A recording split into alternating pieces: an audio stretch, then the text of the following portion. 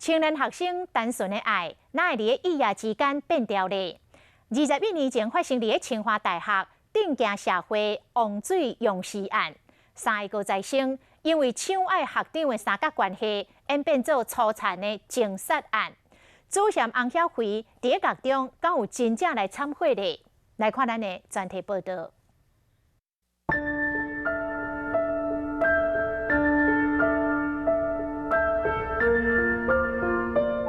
我只想到我们的家政这么可爱，这么甜美，突然间没有了，我不知道我要怎么办。做老母的目屎换不回查某囝，做老爸控诉更加让人唔甘。不会这么残忍呢？2个手指头，这2个手指被折断了。前任的竟然是查某囝柯家珍伫清大研究所的同窗好朋友洪晓辉，伊甚至调工伫现场捞保险套过保疑定。 这个保险套是他跟这个真姓男子之前有发生性关系，他留下来做纪念。那因为案发之后，他想说，既然已经发生，那干脆拿这个保险套出来，他想大概看可能嫁祸给真姓男子。 为了抢学长陈焕泰，洪晓辉将柯家珍降分去，搁到实验室摕化学药剂哥罗芳淋伫柯家珍的头壳顶。 戴口罩，闻那个味道是有点那你自然再往前，好不好？没有到要闻的程度，没有那么严重。柯家珍身亡，洪晓辉想要刀片责任用专业调制王水，技术讲遗体顶发生臭味大认不出来，甚至做笔录的31点钟内面，医院无要承认理性控制下冷静用唔到所在。自己克制自己的叫自我控制能力。 还有跟别人互动的时候啊，那个跟别人之间的同理心，这2个如果发展不是很好的话，他就不太能够把人际关系处理得好。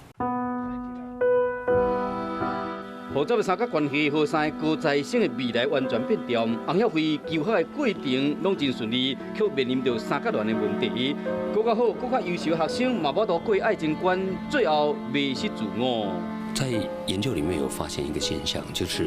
那个当事人如果比较没有现实感，他一旦接受了这个社会的现实面的时候，落差太大，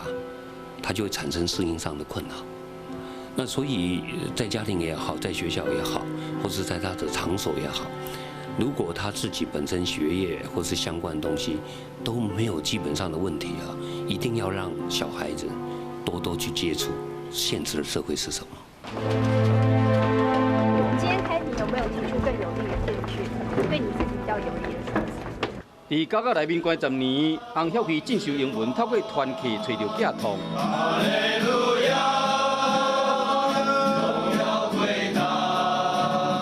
他是非常后悔的。他说：“如果我早年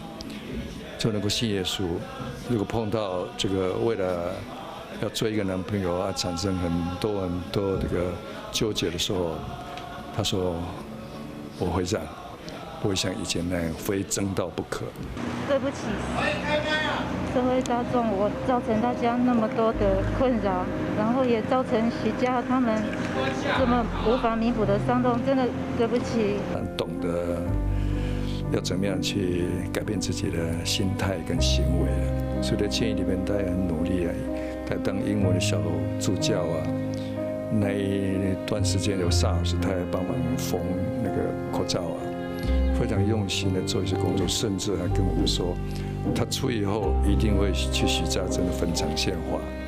他一定会好好去翻译啊，去出书赚一点钱啊，来赔偿被害人的损失。